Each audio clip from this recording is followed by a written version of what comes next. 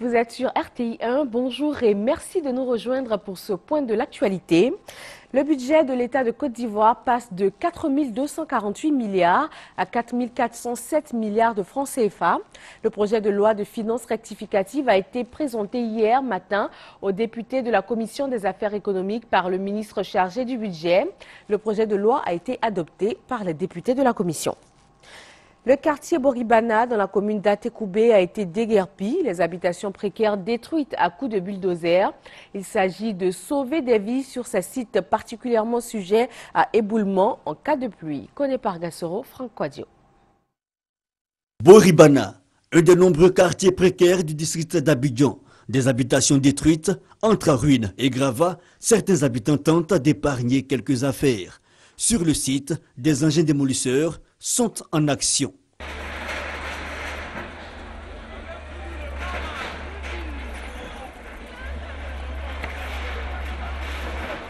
C'est la phase pratique des opérations de déguerpissement annoncées par les autorités sur les sites jugés à risque, surtout après les récents drames consécutifs aux dernières pluies diluviennes qui se sont abattues sur Abidjan.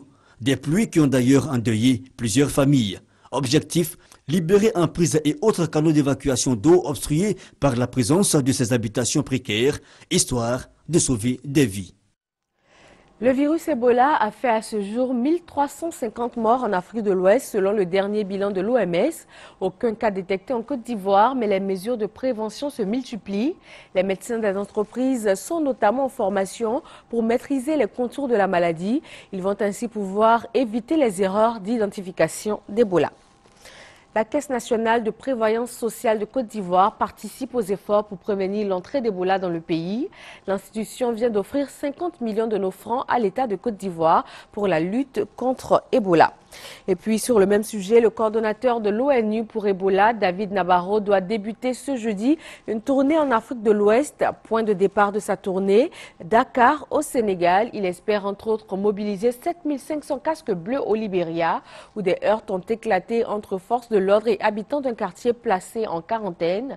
Bilan, 4 blessés parmi les populations. Un groupe d'environ 70 soldats nigérians a refusé de participer à une opération contre les terroristes de Boko Haram dans le nord-est du pays. Ils ont exigé d'être équipés de meilleures armes. L'armée se trouve souvent à court de munitions et manque de moyens de communication élémentaires pour des opérations de combat contre des membres de Boko Haram, très souvent armés jusqu'aux dents.